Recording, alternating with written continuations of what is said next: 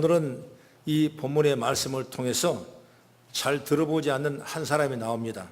바로 에벳 멜렉이라는 사람이 나옵니다. 이 에벳 멜렉이라는 사람 누구냐면 유다 왕 마지막 바벨론에게 멸망하기 직전의 왕이 시드기야 왕입니다. 그 시드기야 왕 밑에 시종을 감당하는 환관이에요. 그런데 그 이름이 왕의 종이라 이렇게 에벳 멜렉이라는 말씀이 담겨 있다는 것을 우리가 보게 되는 것입니다. 그래서 이상한 것은 이 사람이 구수즉 말하자면 지금 나가는 에티오피아 사람이에요. 그래서 구수 사람이 어떻게 시드기야의 왕의 이 시종 내시가 될 수 있었을까? 의문스러운 생각이 될 수가 있는 것입니다. 오늘 그 이유를 우리가 풀어가면서 이 에벳 멜렉의 삶에 녹아있는 하나님의 은혜를 저와 여러분이 경험하며 믿음을 승해나가는 아름다운 모습이 되길 주의 이름으로 축원합니다. 그런 첫째 에벳 멜렉은 어떤 사람이냐? 구수인이면서도 성실과 정직으로 삶을 살았다. 성실과 정직으로 살았다. 구약을 보면 하나님께서 이방인을 구원하시는 장면이 많이 나옵니다. 대표적인 예를 들어보면 요나서에 보면 요나가 하나님 앞에 명령을 받아서 니느웨 성에 가서 이 말씀을 선포해서 그들이 회개하고 그 땅에 평화가 있게 해달라 하나님 말씀했을 때 니느웨 성에 있는 사람은 끊임없이 이스라엘 민족을 어렵게 만들고 만든 나라이기 때문에 이 요나는 그들에게 이 좋은 하나님의 말씀을 들려줘서 그들이 회개하고 평화가 정착되기를 원하지 않았던 것입니다. 그래서 마침 때인지라 다시스로 가는 배가 와서 그 배를 타고 니느웨로 가는 정반대방으로 가게 됩니다. 한참 가다 보니까 심한 대해에 풍랑이 일고 누가 죄인인가 제비를 뽑으니까 바로 이 요나가 제비에 걸리는 겁니다. 그래서 선주가 이 선장을 통해 요나를 물속에다가 버리게 되고, 그러나 하나님은 물고기를 또 보내가지고 그걸 요나를 삼키고 3일 만에 회개하니까 니느웨 성에 토해놓게 하고, 그런 니느웨 성에 토해놓고 그때 하나님의 말씀을 떼달고 태어나고 이 말씀을 들은 자가 회개할 것이다 라니까 니느웨 사람이 다 금식하며 그 말을 청종하고 그 말을 듣는 거예요. 그래서 이방인 니느웨 성이 구원받은 놀라운 역사가 임한 걸 성경에서 보게 되는 것입니다. 우리가 마태복음에 보면 예수님의 살아오신 족보가 딱 나와 있습니다. 그 족보에 여자 5분이 있는데 다말, 라합, 룻, 그리고 밧세바, 그리고 마리아라는 사람이 이름이 기록되어 있어요. 당시의 여자로서는 이 성경에 들어갈 만한 일이 아닌데도 불구하고 특별히 예수의 족보에 들어갔다는 건 대단한 하나님의 뜻이 있다는 걸 보게 되는 거죠. 물론 마리아는 그런 여러 가지 어려운 일이 없었지만은 이 다말이라는 사람은 자기 자식이 없으니까 시아버지를 꼬셔서 시아버지를 통해 자기 아들을 낳아서 이스라엘 민족을 이끌어가는 사람을 만든 거예요. 또 라합이라는 사람은 우리가 잘 알다시피 여리고성 앞에서 기생집을 하는 사람이에요. 또 룻이라는 사람은 누구냐? 모압 여인이라고 해서 이방의 사람이에요. 절대로 이스라엘 민족과 결혼할 수 없는 그런 사람이 이 룻이었는데 그 룻을 통해서 다윗의 가계가 이루어지는 역사를 우리가 본다 이것입니다. 그 다음에 또 누가 나오냐면 이 밧세바라는 사람은 누구예요? 바로 우리의 아내죠. 바로 다윗과 정을 통해서 바람을 피운 여인이 누구냐? 바로 이 우리아라는 사람, 그 아내 밧세바라는 사람. 그렇기 때문에 이런 많은 사람이 우리가 볼 때 정말 감추고 싶은 이름인데 성경은 그 이름을 예수 이름의 족보에 올려놓고 있다는 것입니다. 이방인이며 문제가 있는 이런 여인들을 올려놓는 이유는 뭐냐? 하나님은 천지를 창조할 때부터 누구든지 다 은혜를 받게 하셨어요. 그래서 에덴 동산을 창조하시고 많은 사람에게 이 동산에서 다스리고 누리고 정복하고 충만하라고 하나님 축복하셨어요. 그런데 그 말씀을 따라가지 아니한 사람은 그 말씀을 벗어나게 되고 에덴 동산을 실종해버리는 엄청난 비극을 가지고 있는 것입니다. 그러나 하나님이 또 선택한 백성을 부릅니다. 창세기 12장 보면 아브라함의 사람을 불렀어요. 그 나이가 몇 살이냐? 75세 때 아브라함을 불러요. 75세 때 할 일이 뭐 있겠습니까? 그런데 불러서 그를 메시가 하늘의 대적을 얻을 것이며 바다의 모래처럼 또 밤하늘의 별처럼 많을 것이다. 이렇게 축복하시고 그를 불러내는 겁니다. 그래서 하는 말이 창세기 12장 3절 이하 말씀 보면은 내가 너를 축복하는 자에게 복을 내리고 너를 저주하는 자에게 내가 저주하니 땅의 모든 족속이 너로 말미암아 복을 얻을 것이라 하신지라 그랬습니다. 바로 이것이 하나님이 아브라함과 그 후손에게 복을 주신다는 말씀이죠. 아브라함은 갈대아 우르에서 불려가지고 하란을 거쳐 가나안 땅으로 오게 하는 것도 아브라함과 후손에게 복을 주기 위함이요. 하나님은 그 복을 이방인들에게 전하고 싶으신 것이 분명한 역사라는 사실을 우리는 알게 되는 줄 믿으시 바랍니다. 유대인들도 말해요. 그들은 복과 구원이 자기들 유대인에게만 있는 걸로 착각하고 살았던 것입니다.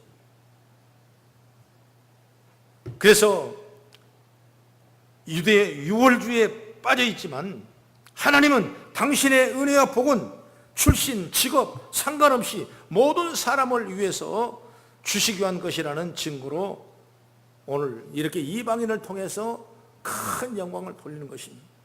더 나아가서 세상에 버림받는 사람까지도 구원하신다는 것이 하나님의 마음이라고 말이에요.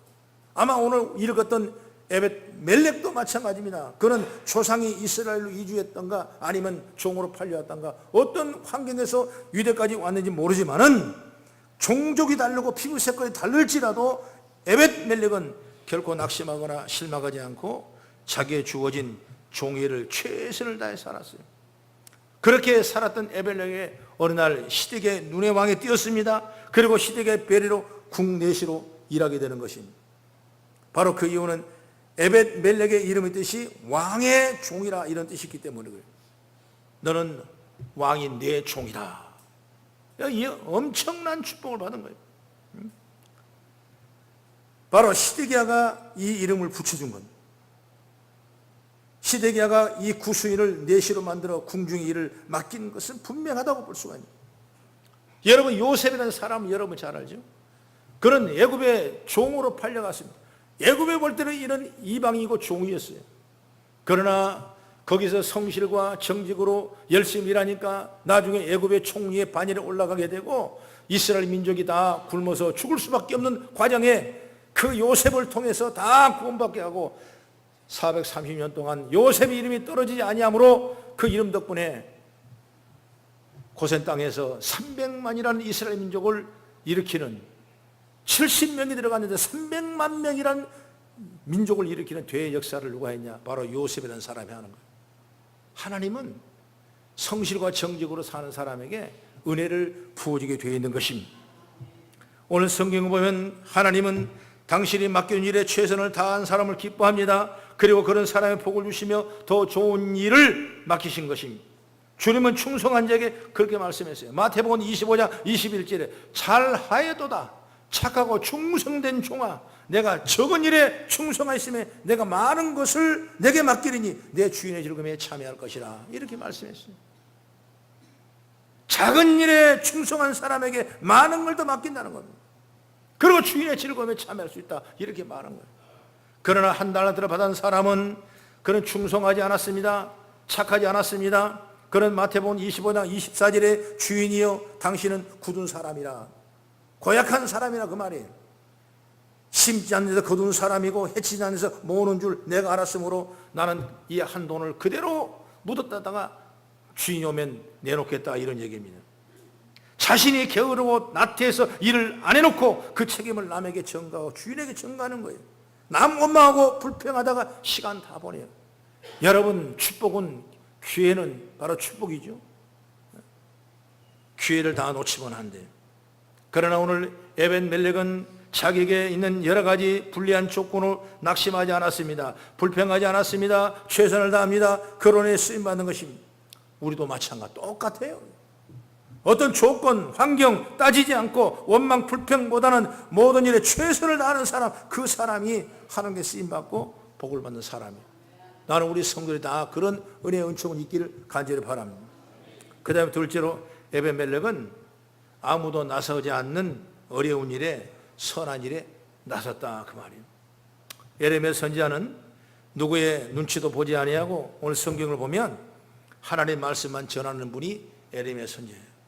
어떤 정치적인 관여를 하지 않고 왕의 모습도 두려워하지 않는 사람이 바로 예레미야 선지자. 왜? 하늘의 계시를 받고 하나님의 말씀을 대언한 자는 여러분 두려울 것이 없는 것입니다. 그래서 민족의 죄를 지적하고 죄를 해결하지 않으면 멸망한다는 말까지 서슴지 않고 한 사람이 바로 예레미야예요. 그러나 사람들은 그때나 지금이나 이런 메시지를 싫어해요. 그래서 예레미야 선지자를 구덩이에 던져버립니다. 이렇게 예레미야 선지자가 왕의 신하들과 귀족들에게 박해를 받고 구덩이에 내던져졌을 때 아무도 이를 왕에게 보고지 않고 쳐다보지 않아요. 내게 혹시 그런 어려운 일이 다가올까 봐 누가 만나주지 않는 거예요. 그러나 이 에벤멜렉은 이런 사실을 누구한테 말하냐? 히스기야 왕에게 보고합니다. 오늘 8절을 한번 같이 읽어봅니다. 시작. 에벤멜렉이 왕궁에서 나와 왕께 아뢰 이르되 9절 내 주 왕이여 저 사람들이 선지자 예레미야에게 행한 모든 일을 악하니이다. 성중에 떡이 떨어졌는 걸 그들이 그를 구덩이에 던져 넣었으니 그가 거기에서 굶어 죽으리라 하이다니 왕이 구수 사람 에벤멜렉에게 명령하여 이르되 너는 여기서 30명을 데리고 와서 선지자 예레미야가 죽기 전에 그를 구덩이에서 끌어내라. 에벤멜렉이 사람들을 데리고 왕궁 곳간 및 방에 들어가서 거기에서 헝겊과 낡은 옷을 가져다가 그것을 구덩이에 있는 예레미야에게 밧줄을 내리고 구수인 에벤멜렉과 예레미야에게 이르되 당신은 이 헝겊과 낡은 옷을 당신의 겨드랑이에 대고 줄을 그 아래 대시오. 예레미야가 그대로 하매 이렇게 말해요. 이 구원한 사람이 누구냐? 바로 에벤멜렉이라는 사람이 왕 앞에 가서 구원하는 거예요. 그러니까 왕이 그를 살리라고 말한 겁니다. 아무도 이를 나서는 사람이었지만 이 에벤멜렉은 이 어려운 일에 나서는 겁니다. 여러분, 아무도 나서지 않을 때 믿음으로 나서는 일이 중요해요. 하나님은 여러분 그 사람을 통하여 일하신 줄 믿으시기 바랍니다. 어떤 사람은 인정해주면 일하고 인정하지 않으면 일하다가도 많은 사람이 있어요. 그런 사람은 못 쓸 사람. 우리는 언제든지 어느 때든지 여러분 하나님 앞에 어려운 일이라도 믿음으로 감당하고 나가는 그런 저와 여러분 모습이 되기를 간절히 바랍니다. 저도 개인적으로 보면 힘들 때가 있고 뒤돌아볼 수가 있고 내가 주어진 목표와 비전이 이것밖에 안 나고 내 자신을 채찍하고 탄식할 때도 있어요. 여러분 이거 심해지면 내가 오히려 우울증 걸리게 되고 여러분 이루지 못한 일 때문에 낙심하고 좌절하고 그러나 아니다. 하나님이 함께 하시면 할 수 있다. 그 믿음을 가지고 또 일어나는 거예요. 그래서 하나님이 힘도 주시고 능력도 주시고 권능도 주시고 일할 수 있는 역사를 주시고 때로는 표적을 주셔서 그 표적을 보고 기쁨으로 일하는 거예요. 여러분 좋은 일만 보고 일하는 건 아니에요. 어려운 일도 보면서 표적을 바라보는 거예요. 그래서 하나님이 저와 여러분을 통해서 쓰시는 거예요. 나는 우리 성도들도 그렇게 다 쓰임받기를 주의 이름으로 축원합니다. 사람들은 자신에게 이익이 안 되면 나서지 않습니다. 그러나 믿음의 사람은 나에게 이익이 없다 하더라도 하나님 뜻이라면 나서는 겁니다. 정의를 위해서 하나님의 의를 위하여 일어설 수 있는 사람이 바로 하나님의 사람이고 바로 믿음의 사람인 줄 믿습니다. 오늘 우리 에벤멜렉에서 배우는 지혜예요. 그래서 우리 성도가 다 이런 축복을 받아서 정말 실망하지 아니하고 낙심하지 아니하고 오늘도 우리가 어려운 일 있지만은 정말 주님을 위해서 감당해 나가는 아름다운 모습이 저와 여러분을 통해 세워지기를 주의 이름으로 축원합니다. 제가 하나 예를 들면 미국의 대통령 중에 14대 대통령인 프랭클린 피어스라는 사람이 있었답니다. 이분은 인기가 없는 사람으로 유명해요. 그래서 인기 없는 대통령 5을 뽑으라면 이 사람이 언제든 꼭 들어갑니다. 바로 이분은 남북 전쟁의 단초를 제거한 사람이기도 하고 그는 안타깝게도 대통령 취임 직전에 열차 사고로 하나 있는 아들을 잃어버렸던 것입니다. 이들은 이런 아들을 이루는 아픔에 마음에 안에 죄인은 취임식에도 불참했답니다. 그리고 2년간 그는 백악관에 들어갔지만은 죽은 아들에게 늘 편지만 썼어요. 그래서 별명이 백악관의 그림자라 이렇게 우울한 별명이 붙어있던 것입니다. 이 피어스도 취임사에서 하나님을 원망하는 내용을 포함시켰어요. 당시에 신앙사회였던 미국에 큰 충격이 아닐 수가 없었던 것입니다. 이 부분은 죽은 아들의 쓴뿌리를 해결 못한 겁니다. 결국 피어스라는 대통령은 우울증, 알코올 중독증으로 인생을 마치고 말았다는 거예요. 그런데 비슷한 시기에 살았던 화니 크로스비는 사람이 있습니다. 이 사람은 태어난 지 6개월 만에 감기가 걸렸는데 의사가 처방을 잘못해가지고 겨자가루를 눈에다 뿌려서 실명이 되어버렸어요. 여러분 평생 눈이 없이 살아가는 이 모습이 얼마나 어렵고 힘들겠습니까? 불행이 찾아온 겁니다. 능히 좌절하고 원망할 수 있는 상황인데 그는 예수님을 만났습니다. 평생에 9,000개의 찬송시를 찾고 간 사람, 작사한 사람이 바로 이 환희 크로스비예요.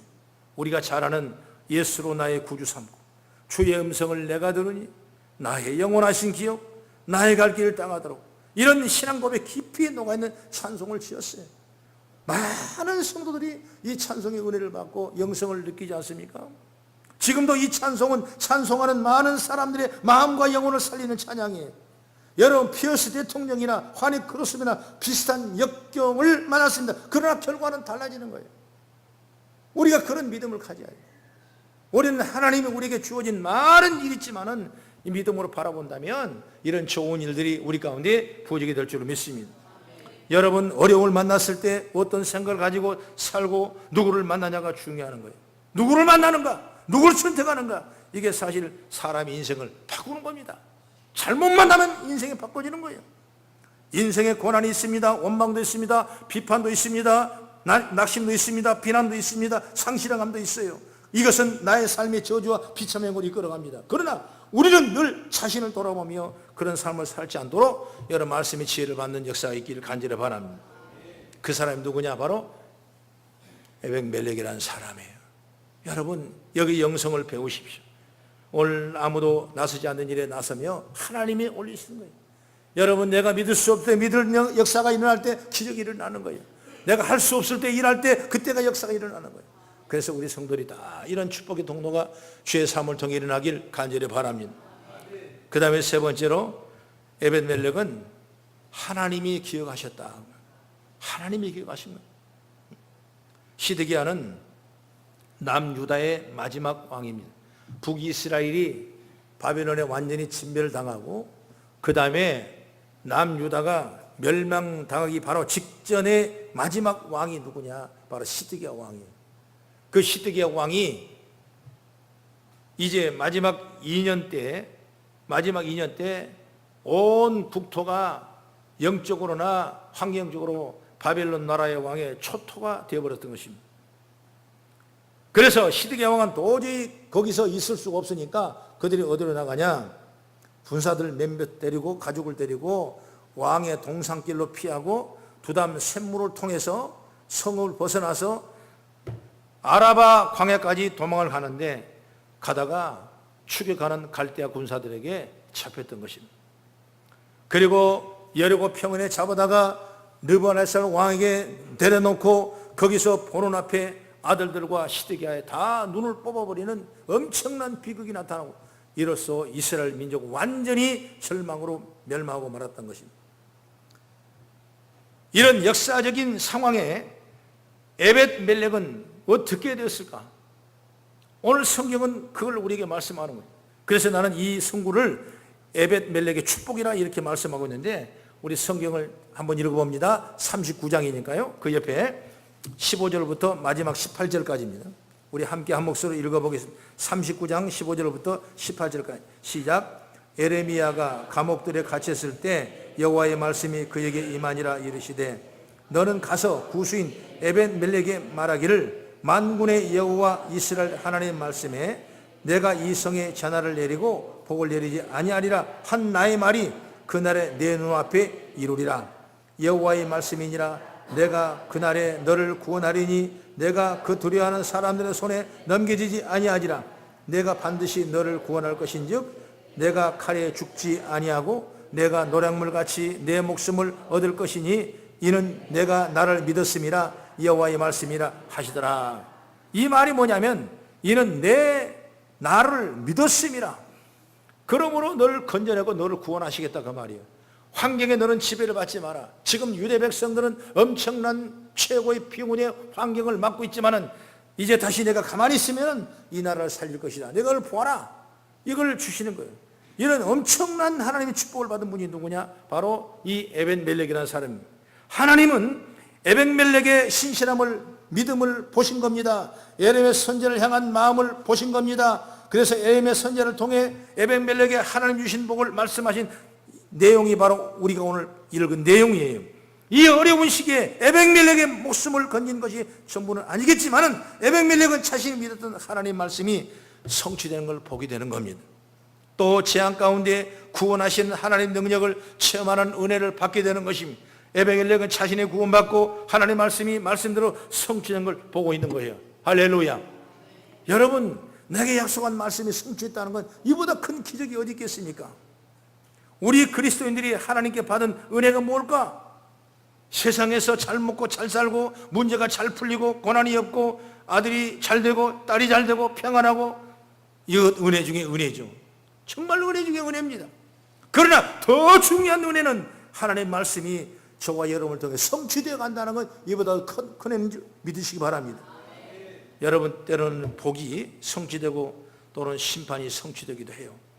그것을 보며 우리는 여호와 하나님이 참 하나님이로구나, 우리 하나님은 신실하신 하나님이구나, 우리 하나님은 거짓이 없는 하나님이구나, 이걸 내가 믿고 나갈 때 그 큰 은혜가 있다는 걸 믿으시기 바랍니다.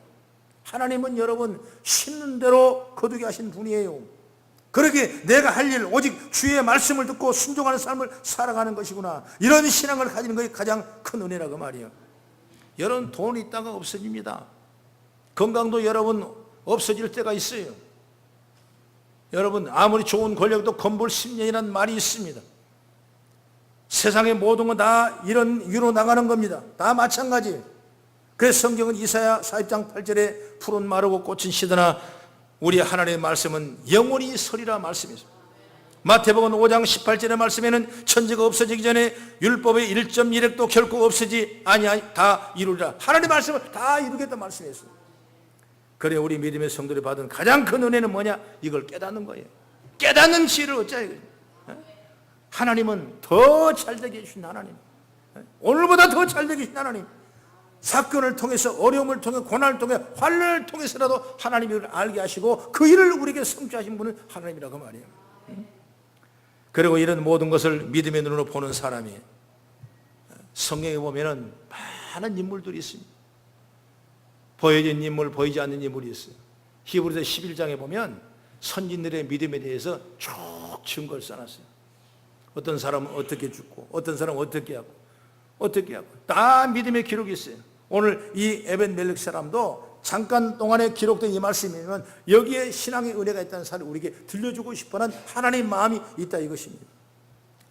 미국이가 동부 쪽에 제가 관광을 하면 가고 싶지 않은데 꼭 데리고 가는 데가 있어요. 웰링턴 국모지를 데려가더라고요. 우리로 말하면 국구모지하고 똑같은 거예요. 남북전쟁에 승전을 올렸던 많은 군인들, 그리고 정치를 했던 많은 사람들, 그 유명한 사람들이 앞에 딱 묘가 있어요. 우리는 그거 보고 나오려면 나오는 것이 아니라 다시 더 들어가서 어디로 가냐면 정말 빛도 이름도 없이 수고하고 애쓰고 헌신했던 무명의 묘비를 꼭 지나가게 하더라고요. 그래서 왜 우리를 여기까지 오게 하느냐 이렇게 물어보니까 이 무명의 용사묘를 마지막 코스로 잡은 정한 이유는 많은 사람들을 한 공동체가 유지되는 일에 드러나지 않게 희생한 이름 모를 용사들이 역할이 얼마나 귀하고 소중한 것을 상징적으로 보여주는 것이다 이렇게 말을 하더라고요. 교회도 여러분, 우리도 역할이 있어요. 어떤 사람은 보여주는 역할이 있습니다. 그러나 때로는 더 많은 사람이 보이지 않는 처소에서 일하는 사람이 얼마 있어요. 알아주지 않고 인정하지 아니하도 내가 주신 일인 줄 알고 묵묵히 일을 감당한 사람이 있어요. 오늘 그 사람 하나님 축복하십니다. 오늘 여러분 그런 이름이 되기를 간절히 바랍니다. 바로 우리가 한 사람, 바로 그 사람이 이 에벤멜렉이라는 사람이에요. 그런 구세 땅 사람이고 얼굴이 새까만 사람이고 이방인이고 그런 내시로 환관장이 있었지만 그런 철저한 종의 왕의 종이 돼서 그 성실과 신실함이 하나님 보셔서 하나님이 기억한 거예요. 하나님이 기억하니까 하나님이 선지자를 통해서 말씀을 주게 되고 그 말씀이 자기 현장 앞에서 실천되는 걸, 성취되는 걸 보게 되는 거예요. 오늘 우리 성도들이 그런 축복을 받아요. 우리 성도 보면 나는 감사할 뿐이죠.